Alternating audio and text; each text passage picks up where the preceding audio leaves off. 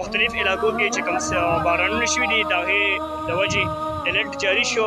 نورشهره مردان صوابي ته د جنګري په مقام موجود یو چې دا تاسو کتلی شئ اوبه ورځ پر ورځ سیوا کېږي او 3 ګنټو کې دننه د خطرناک سیلاب خطره ده.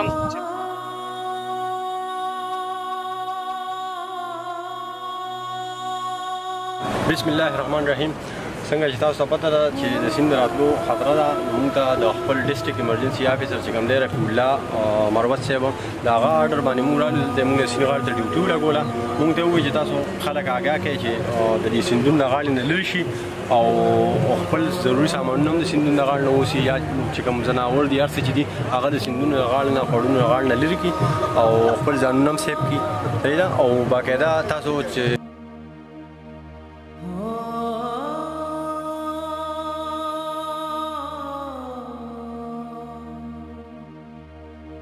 Oh